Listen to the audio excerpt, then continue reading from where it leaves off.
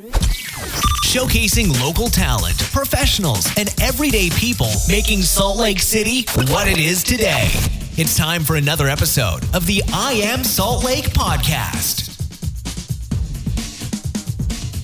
Welcome back to the I Am Salt Lake podcast. This is episode 80. My name is Chris Hollifield. Welcome to my show. Welcome to the podcast where I take the time to introduce you to locals, professionals, individuals, just everyday people that I believe are making Salt Lake City just a little bit better. So thank you so much for listening, especially if this is your first time listening to the podcast. Thank you so much for taking some time out of your day to listen to me as I introduce you to somebody maybe that you've never heard of. And I want to thank you for the longtime listeners, for the continual support. I mean, doing this show I've gotten to know a lot of really cool people in this city, people that I didn't even know about, their stories about them a little bit better. I mean, so often you see these store owners, these business owners, the musicians, the authors, just the people on the street that you know what they do, but do you really get to know their story?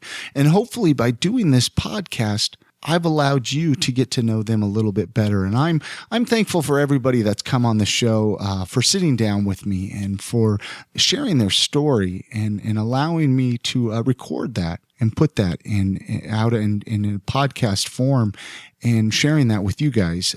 Sincerely, thank you so much for everybody's continual support. That means so much to me. This episode, I sat down with Jordan and Tim from My House on the Moon. They are a podcast from Salt Lake City here. I never heard of them before I started doing this podcast, but by doing it, I got to know them, and they actually had me on their show a few weeks back. You can go back and listen to that episode. myhouseonthemoon.net is their website. But anyways, I had them come on my show, and I had them share their story about them and about their show and about their book. They got a book coming out on July 23rd that I would recommend checking out. I mean, it seems like it'll be a good read. I'm definitely going to purchase the book. I'll have all the links on the show notes for this episode. But they're a couple of great guys doing a lot here in Salt Lake, and it's a great podcast that I would recommend checking out. So anyways, thank you so much, everybody, for your support, for everything that you guys have done for this show. Let's jump into that conversation that I had with Jordan and Tim from My House on the Moon. Hopefully you guys enjoy it. Let's start right with how did you guys meet up? To share your story. How that's you guys? a fun story. I'll let Jordan take it. All right. So we met, almost 10 years ago? Yeah, it's been about 10 years. Yeah, Tim and I were dating a pair of best friends whose names ridiculously rhymed. Like what were their names, or don't you want to say? Oh, okay, we don't. They're not going to hear it. No, Brittany and Whitney. Nice. So after we, they were the Doublemint twins. That's right. After we broke their hearts, we remained best friends, and we have been in a couple of bands together. We've worked together a bunch. He's been my boss at like a couple of different times. Yeah, at least 2 different jobs. Yeah, and we've had a really fun time. Just I guess palling around over the last 10 years, and got to do some traveling and everything. Yeah, just a couple of dudes hanging out. Yeah, exactly. I guess it was about a year ago, just barely over a year ago. I'd been doing a blog, a website called My House on the Moon. I decided that I was looking at all the stuff, and I'm like, hey, this could be a book. And invited Tim to be my partner on the book, and would collaborate and each write half, which was fun. And we decided to make the podcast as a spoken word component of the book. Yeah. So it was also called My House on the Moon, and that's been kind of a fun project. So when did you? So the book you speak of is the one that is it released yet? Then it's not quite. Okay, about a month out right now. Yeah, we're planning on July 23rd. Okay, to be released. It'll be on Amazon and hopefully hardcover, but definitely softcover and digital. And we're looking at putting it in Barnes and Nobles. And is it self-publishing? It will be self-published for now. Self-published for now. We created a self-publishing house called Robo Dino Press. So yeah, it's exciting. It's been a lot of fun. Long time in process. So the July 23rd, you said? July 23rd. Yep. Excellent. When this will be up before that, so I'll put all the links so people can get in touch with. Go to the website, I guess, to like pre-order it or myhouseonthemoon.net. You can just click the tab at the top. It says the book pre-order. And I mean, what's the book about? A little bit about the book. It's a bunch of. I mean, give a little teaser. It's a bunch of crazy satirical comedic essays. Okay. On the lines of like what I would be thinking if I were President Obama and realized I just gave that entire speech with my fly down. Okay. Or and you guys both contributed. Yeah, we've both written half of the book. There'll be a split in the middle. So we were trying to make it so it had dual covers, so you could read one half and then you had to flip the book over. But like those magazines where yeah, but nobody could print it that way for us. Everybody that we've sent it to, they're like, "What the hell are you guys talking about?" Like, but if you could have pulled it off, that would have been if we could have pulled it off, it would have been awesome. Yeah. We're still working on it. There's still a possibility that we may be able to make it happen, but we also may just do it, as a split in the middle. You can get it on Audible, and you can read it. We're working on the audio book right now. Yeah. It may come sometime in August. Okay, but it's in progress. Awesome. And then the podcast. When did you guys start the podcast up? Like, how long has that been around? It's been the My House on the Moon, right? It's been exactly a year almost. Just a little over. We just had our anniversary. Yeah, our 1 year anniversary. Yeah. We both forgot about it. I should have known. We both forgot about it until later that night. I was looking at my calendar. I was like, something was today. 10:30, and we're like, we're both just like, oh shit, we forgot today was our 1 year anniversary. And so I'm sitting there on my iPad trying to like upload stuff to Blogger to tell all of our fans and stuff. And then we did a Google Hangout and recorded a podcast because we weren't able to get in the same room at the same time.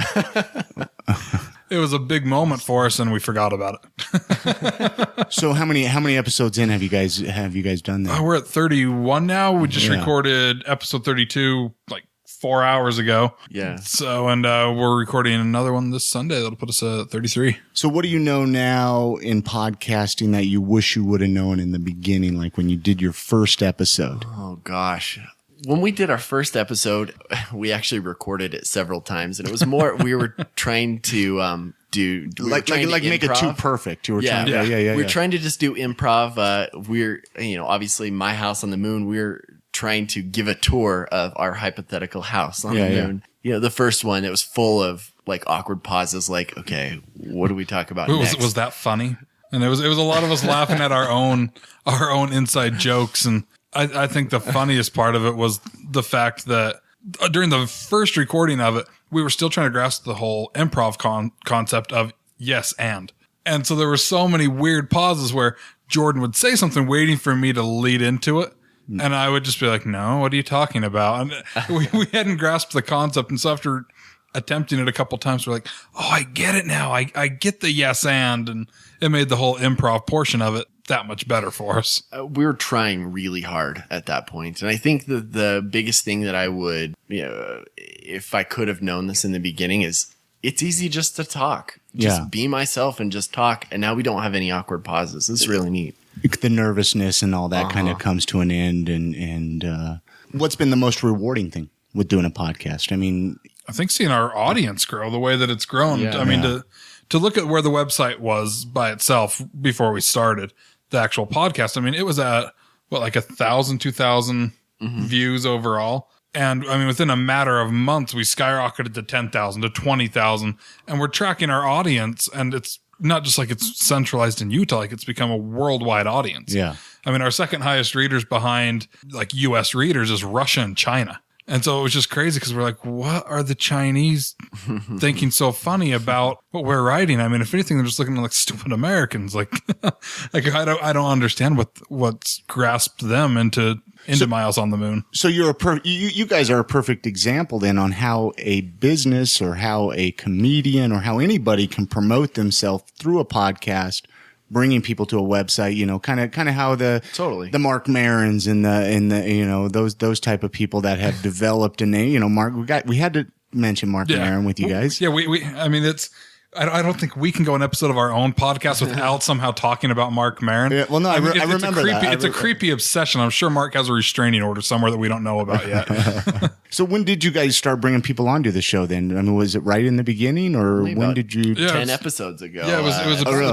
the beginning of April. Yeah. It was really our first one. We did a live Were you episode. nervous with the first time you brought somebody on? Were you just like, what the heck are we doing? We brought actually my very first comedy writing partner. Yeah. His name's Eric Booth. We were roommates a couple years ago, and we really connected. And he's also a really talented musician, and so we brought him on as we were talking about what our theme song might be. And what makes a great personal theme song or like a show theme song, and that was really great. It was fun. So he's our very first, and it started just kind of snowballing, and we were getting bigger and bigger names. It was really fun. It was a good practice run too, because the very following week we were doing a live episode at the Salt Lake Comedy Festival, and we had no idea what we were necessarily going to do. I mean, even down to the fact that we were pretty much packing up our entire studio to bring with us. And an hour before the show, Jordan's like, you know what? We need to go buy an H4n to record off of. Like, it's going to be easier. And so literally as we pulled up to the venue, we were plugging in, just trying to be like, all right, this is how we're going to. That's Hollywood calling. There you go. My apologies. That should have been on vibrate. If you need to answer that. It's just my parents. Bring them on the show. Let's talk. That way it is the perfect theme song for them. Yeah. Taking Back Sundays, make damn sure I just want to break you down so badly. It's the chorus line there. Didn't you guys talk to Richie T on that episode, didn't you? Yeah, we had Richie T on the Salt Lake Comedy episode. A lot of fun. Yeah, it was a lot of fun. We didn't even expect him to be on the show that long. We were just like, hey, come sit down with us for a few minutes. Let's talk about this. And 25, 30 minutes later, we had a full episode, and it was a really cool experience. And that's, I think, when we kind of realized that we had something with being able to have guests on the show. Yeah. Like we were able to bring them in. Yeah. Well, with the portable H4n, I mean, has that, I still need to get one of those. I mean, so worth it. Having it with you, it's almost like you can just be like, well, let's sit down and talk instead of having, to lug a bunch of gear with you. Well, you've got mixer board, you've got your MacBook, and everything. And you just don't need that. It's still really pretty portable. I could still, totally. I still can take it down to, a storefront or something like that. But I just think a portable unit, because you guys talked to Marcus that way too, right? At Wise Guys. Yeah, our interview with Marcus was down, in the back room of Wise Guys in the green room. Uh-huh. Yeah, I mean, the episode we're even doing this Sunday will probably be back at Wise Guys doing the same thing, just taking it with us. Would you guys consider yourself more of a comedy podcast then? We would. I think if I have the listeners listening, and they haven't downloaded an episode yet, I mean, and they want to know what you're about. Yeah, comedy podcast. The first 19 episodes, we were talking about stuff like really applicable stuff like how to be thug, or how to be hipster, how to road trip properly, how to become an Olympian. You're pretty big experts in those fields. Oh, yeah. Especially the Olympian one. Yeah, I mean, really fun, but just goofy. And then once we started bringing on other comedians, and we start really talking about some shit, and really getting into it, it's pretty fun. And even with some of the comics, some of them have been just straight talking comedy. Some of them have been actually talking about some of the weird topics. I mean, we had Wallace Fetzer, who's a younger comic up and coming, that we sat down and talked to him about what it meant to be a man, like to be a modern man. And it was just kind of funny because, I mean, he's almost 10 years younger than I am. and so to sit down and get like his perspective and my perspective. And then, I mean, even where Jordan falls right in between both of us age-wise, I mean, it kind of made it funny to have like the three kind of age gaps there. Yeah. Who would be your dream interview? Like if you could have somebody that you had an opportunity to sit down with, or a few people, I don't know. Who are some people that you would love to talk to? There's a lot that come to mind that just rack my nerves thinking about it. Yeah. I mean, I think without a doubt for both of us, I could say Michael Ian Black and Mark Maron.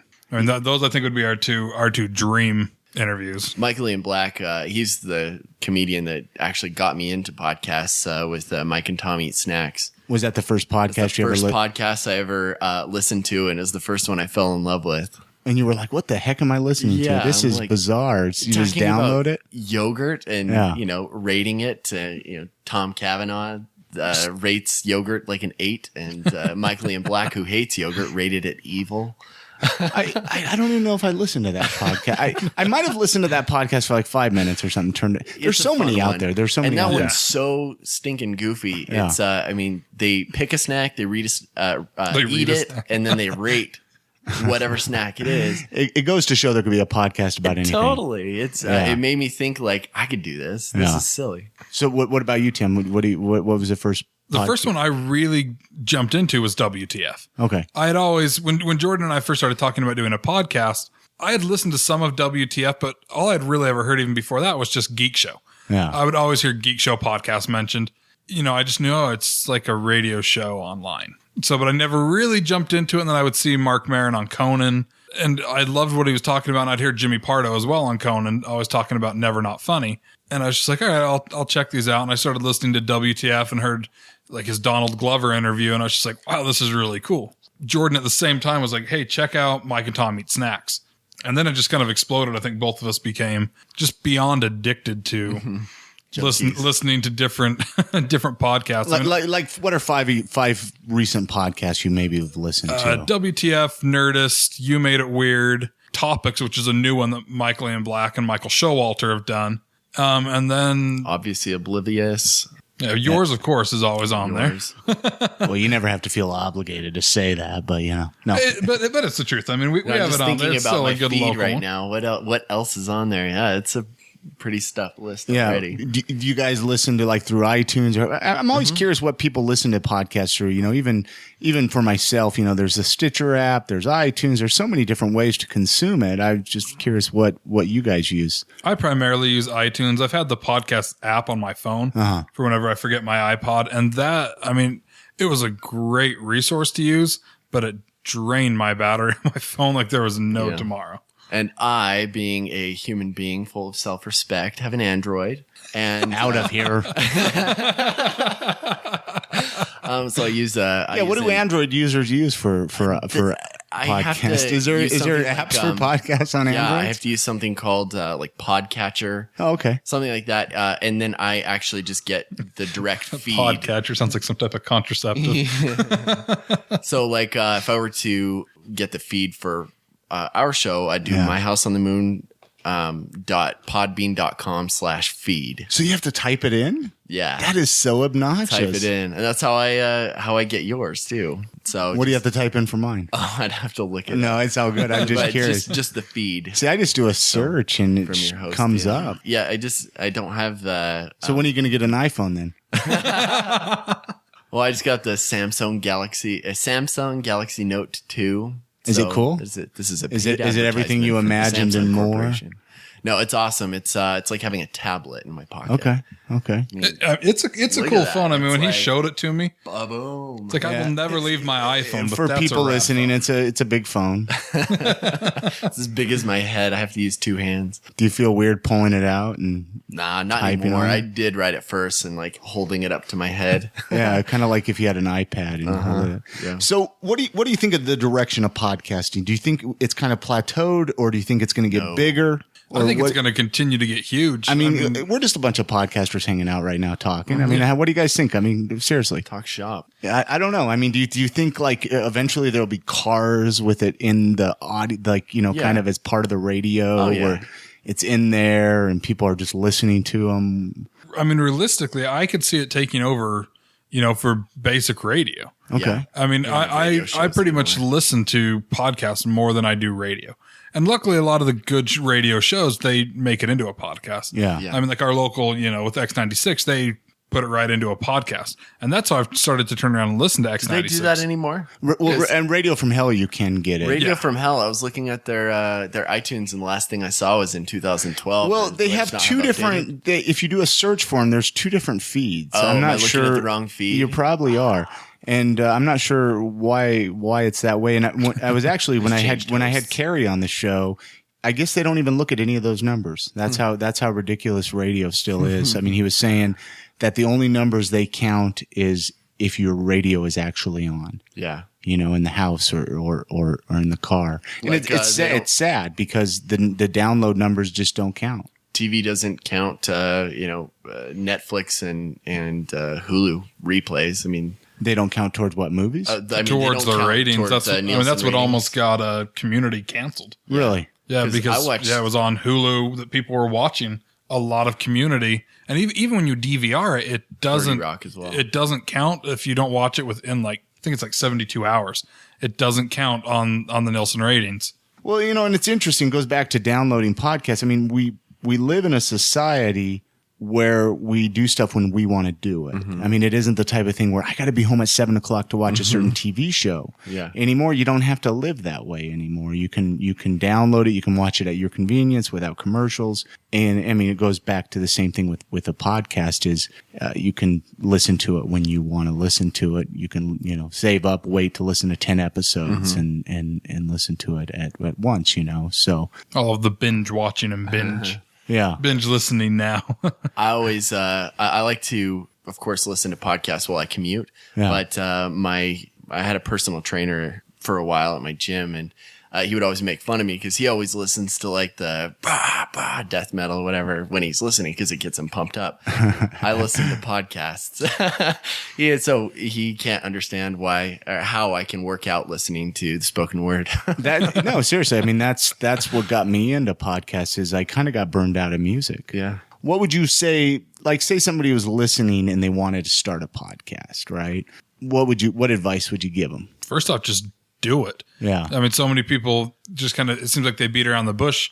They think it's just some extremely difficult task when really it's pretty simple to get a podcast going. I mean, you just need a means to record and a means to upload. just a computer with GarageBand that you can just hit go and use the onboard mic. I mean, we did that for our first few episodes. Or even a lot of like iPhones have the mics right on there. On an iPhone. Isn't that how you started your first episode? That's how this started, and little did I know that wouldn't work. Yeah. Well, we did one episode on his phone when we were up at Sundance. Episode. And we finally were able to revive it. For the longest time, we couldn't figure out how to pull it off the phone and convert it so that we could upload it as an episode. From the vaults, from the archives, it's posted. Have you guys ever deleted episodes?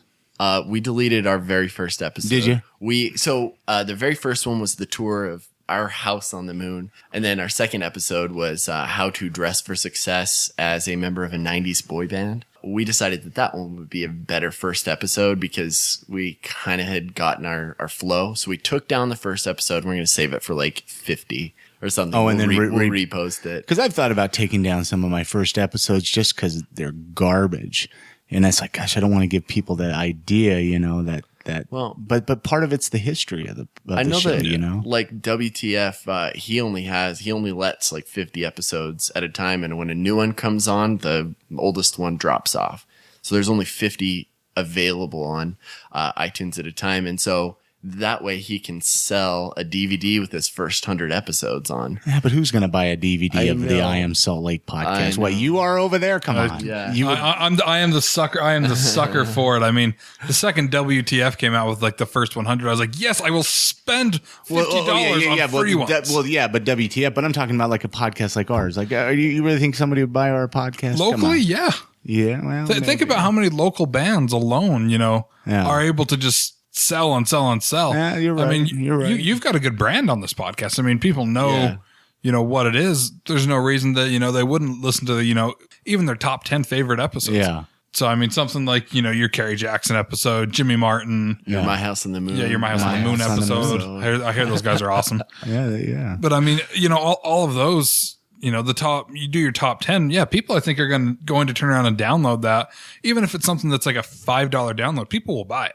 Now, did you guys grow up here in Salt Lake then? Back up a little bit? Or where did you guys grow up at? I grew up in Orem. Oh, that's right. I think we talked about that. I grew up because I was like, you have a familiar face. Yeah. Oh, yeah. I with a missionary haircut, right? No, I grew up in Orem, right at the base of Mount Timpanogos. Like, if I was to open up my front door, walk down the driveway, and straight up the mountain, like that close. And that was a lot of fun. A beautiful area to grow up in, but it's fun to go and play in the hills. What about you, Tim? So, and I primarily grew up in South Jordan. A little bit in Taylorsville, but mostly in South Jordan. From the time I was about 8 until I left the nest, it was all South Jordan. Then I still stayed relatively close.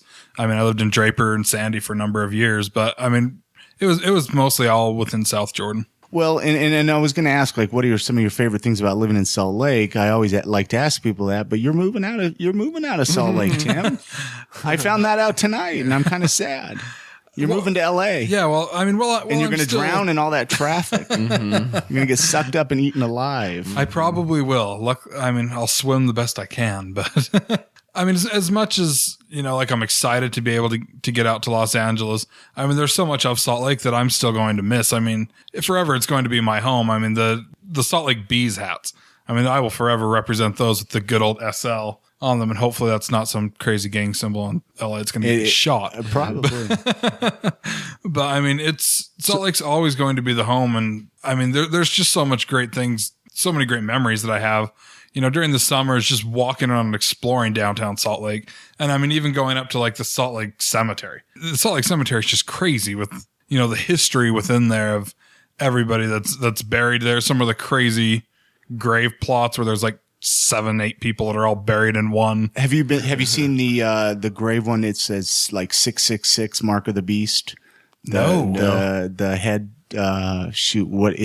it's not like a full headstone. It's just like one of those flat. What do they call those? It's a trip, man. You gotta find it. I'll have to find that one because I told my wife we were going to go to that before we left because she's never been to the Salt Lake Cemetery. So it was. Told her she had I haven't seen. It's up in the one far corner. That's all. Up that way. Anyways, yeah, but yeah, Mark of the Beast 666. Some lady that was. That? Well, this was before the last time I was there. I don't even think I had a smartphone at the time. Oh yeah. So get up there. I want to see. Yeah, no, it's interesting. Some lady was like shunned from the rest of the founders of Salt Lake. I don't know the full story, and I'm probably butchering the story if somebody's listening. Wow. But it's interesting. So what's taking you to LA then? Share with the listeners why are you going to LA? Jordan and I, part of what brought us together is kind of what's driven me to LA even more. When we first decided we were going to start doing the podcast and the website and everything, I'd actually called Jordan for help on a webisode for a TV show I'd built up that I was going to be sending out to pitch. Mm-hmm. And so we needed to film this webisode. And after we were done filming, Jordan and I sat down, and Jordan was just like, I really would like to work on more of this with you. Mm-hmm. And so we really decided we were going to venture into some film and television stuff. So I started going to school for it out here, just at Salt Lake Community College doing film production, and realized that, I really needed to be in Los Angeles. That was, that's where the industry is. And to be able to write and produce, there's only so much that I could really do here. Yeah. And so I decided to start applying at some of the schools and got accepted into the Los Angeles Film School and figured, all right, it's time to do it. Where would you like to see yourself go as a film producer? Like movies, shows, comedies, or kind of anything you could do? The dream would be directing and producing. Yeah. But realistically, I just want to work. Like, I just want a job. He'd go gaff. Hold a mic. We got to know one of the executives over at Paramount, and I joked with her and said, if it was literally carrying the head of Paramount from room to room and wiping him if I needed to, I am there for him. So, it's like, I just want to work in that industry. It's just such a fun industry. It's fascinating. It's fast paced. You never know what is going to come up next. Yeah. We love to write. Yeah. So we've written so far a sitcom pilot called Retail. We've written a feature-length movie script called Carmageddon about two assholes who everything bad that they ever did, it all comes back to them in one day kind of deal. That sounds cool. Yeah, that was a fun one to write. Yeah, it's like I'm still going through and rehashing and editing parts of it. And it's like I'll forget things that we've written and I just start laughing. I'm like, I can't wait to see that up on the big screen. Have you guys made like any short films? Like find them on YouTube? Yeah, we've done a couple of shorts. We did one called Personal Growth that is just a spoof on getting fat eating McDonald's. We did another one that was a serious one, and I think we forgot the fact that Everything else we do is comedy. We're a comedy duo. And so we post this short that's a serious short called Walk Again. Little drama. And everybody that watched it was like, it was really good, but what was the punchline? That wasn't very funny. And we're like, oh yeah, this one's not supposed to be funny. Oh, okay. It was really good. But that was when I directed and produced, and then Jordan was the lead actor in it. And I mean, it was really cool. And at one point we actually got to be in a scene together on it. And that's when we we learned a lot about ourselves as actors, that doing a serious film, it's about a guy that's paralyzed. And I lean over to Jordan to help him up as he's playing the paralyzed guy. I'm playing the physical therapist. Uh-huh. And I lean over to help Jordan up out of this wheelchair. And our eyes just meet, and we both just lost it. It took about 4 takes because we couldn't look at each other without just starting to laugh. We ended up having to look over each other's shoulder at opposite corners of the room just to... No matter how much method acting we tried, I mean, picturing dead puppies, I mean, I still could not stop laughing. So you're going to continue doing the podcast, though, right, with you in LA, and you're going to still stay here? Or? Yeah, we're still kind of working out the details of like the methodology. We're talking about doing the like Google Hangout kind of thing, like hooking his microphone into the computer and then running the audio straight from the computer into my H4n, that kind of thing. And like it's still kind of a work in progress, but I think it could work. It's not impossible. A lot of podcasters are you know live in different locations. I think it could work really well. But if anything, we'll just do like I'll do one-on-one interviews with people, and Tim will do one-on-one interviews, and he'll get the cooler people because he's in LA. But it seems like that's where you got to live to be, you know, a successful podcaster. We'll make it work, though. We'll see how it goes. I anticipate some pretty cool things. Are you guys gonna is it gonna be pretty tough to separate? No. Gonna cry a little, hug a little? Well, we do that on a regular basis, so I mean, it shouldn't be anything different from.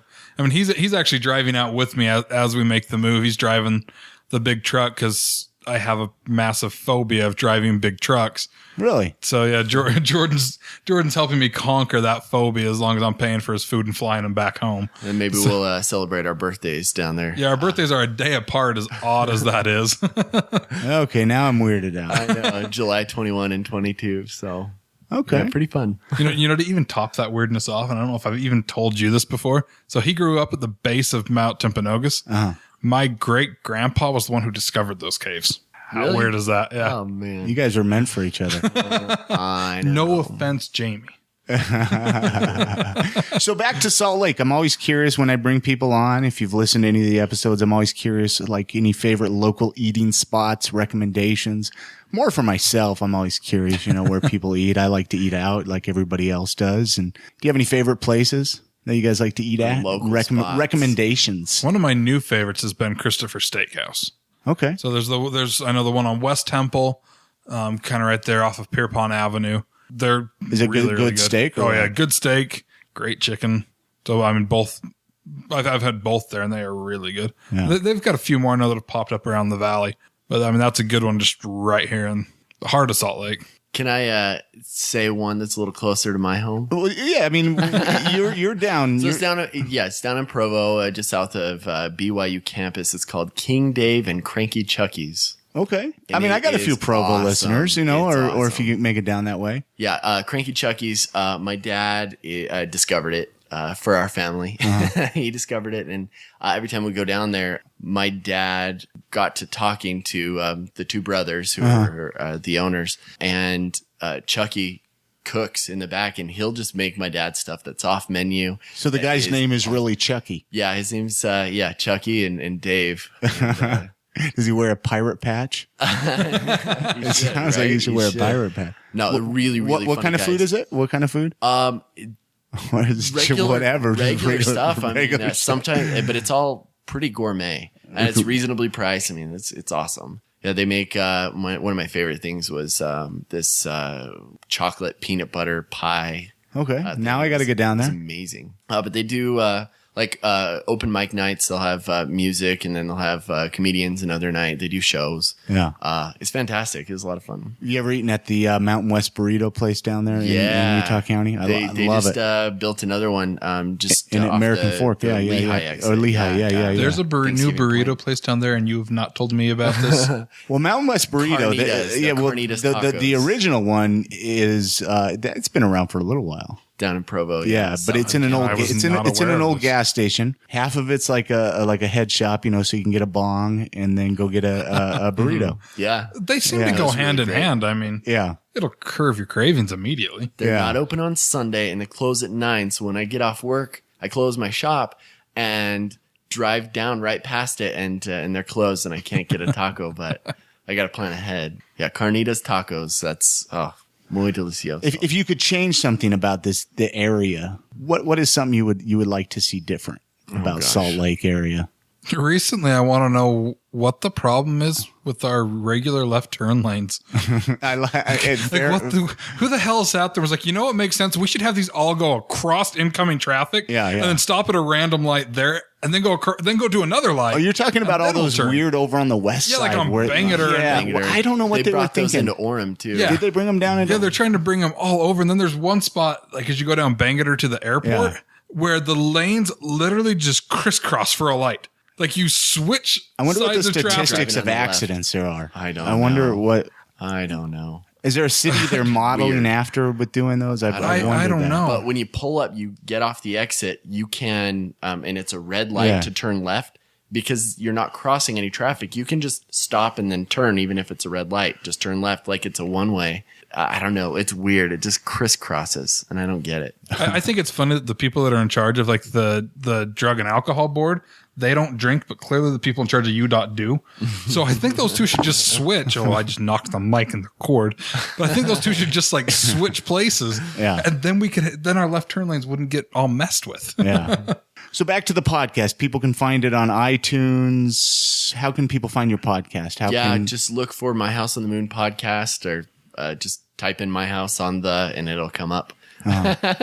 In your search on iTunes, or just head to myhouseonthemoon.net and click the podcast. And I always, like to try to get the show notes on the episodes and are you guys on Stitcher Radio? I think I asked you that before and you guys haven't gotten on there yet. No, I haven't done it yet, but it is on my list of things to do. You got to get on there. I'm trying to get a book published, man. Yeah. So the book that comes out the 23rd. Yeah, Buy it. just a few weeks. Support these guys. I mean, you guys have put a lot of how long have you been back to the book? How long have you been working on it? I started writing in 2009. Okay. And the very first thing I ever wrote was what their flag should look like, where I went all over the world and redesigned everybody's flags, which was hilarious. Like Fiji, I just took a Google Maps screenshot. So it was blue with just a bunch of green dots. And even with the compass rose in the corner, and that was their new flag, personalized by Jordan. There you go. No, I only started writing my portion of it a year ago. Okay. So I wrote that was our very first ago. chapter. That's Mom, Dad, I'm going to be an entertainer. Breaking the news to my parents that I had dropped out of business school and was going to be an entertainer instead. Yeah. So yeah, I mean it's been several years in the making, but it's here. Yeah. Well, cool. I'm excited. I'll definitely purchase a copy just to one support copy. you guys. One copy. As long as I can get it autographed.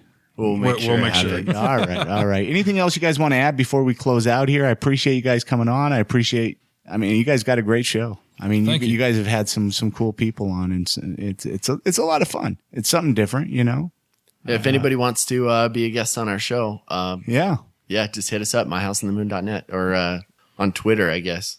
At House on the Moon. Do you guys are you guys going to do like do you guys just do local people as well, or will you ever do like we'll interview anybody like anyone through Skype funny, or Google Hangout or something like that too? I've got a couple of interviews lined up. A comedian in Daytona Beach, Florida.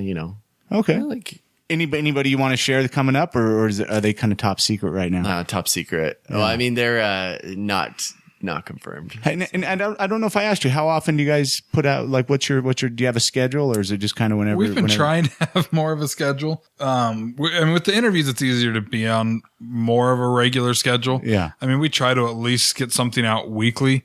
We've been better at it lately, but I think we average one every 1.6 weeks. Yeah. He's the stat guy. Yeah. Well, cool. Well, thank you very much. myhouseonthemoon.net Yes. is the Thank you. website. Check it out. Support these guys. I mean, you guys are great guys. And besides running away to LA, I would say you guys are making Salt Lake City a little bit better to live in, like I like to say. So thanks for coming on the show. Yeah, Adios, thank you. muchachos. Many, many thanks goes out to Jordan and Tim from My House on the Moon for coming on the show and sharing their story. Hopefully you guys enjoyed that and got the opportunity to get to know somebody else in this area that's doing some really cool stuff. Again, their website is myhouseonthemoon.net. Check out their podcast. Check out the website. Check out their book that's coming out on July 23rd. Depending on when you're listening to this show, you can either purchase the book or you can anticipate purchasing the book like I am. Again, I'm on Twitter. I am Salt Lake on Twitter. Facebook, facebook.com/I am Salt Lake. Make sure to follow me. Try to keep you guys up to date with everything podcast related, everything going on in Salt Lake City. Got a lot of really cool stuff going on, especially right here in the heart of summer. And I want to keep you guys up to date. So make sure you follow me on Twitter or Facebook. Also, a few ways you can help out the show. My favorite is share any of your favorite episodes with your family and friends on your favorite social media site. You can repost any links that I might post. That is much appreciated. Also, leaving a review in iTunes. That really helps boost our ratings, helps get us in front of more people. And I'm grateful to hear from you guys.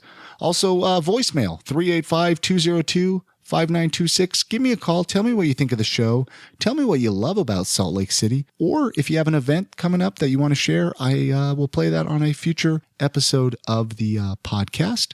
The last one that I am really, really grateful for is my people that have given donations to help keep the show alive. $1 or $2 goes a long ways with the hosting, the gas fees, the equipment, just kind of helping keep the podcast headed in the direction of forward. So thank you very much. If you would like to leave a donation, that donation button is on iamsaltlake.com, and any and all donations are much appreciated. So thank you very much. I'm going to probably be changing my schedule a little bit with the podcast. Not sure quite what that is yet, but if you follow me on Twitter or Facebook, I'll keep you guys updated. So until then, my name is Chris Hollifield. Thank you for listening to another episode of the I Am Salt Lake podcast. We'll catch you next time.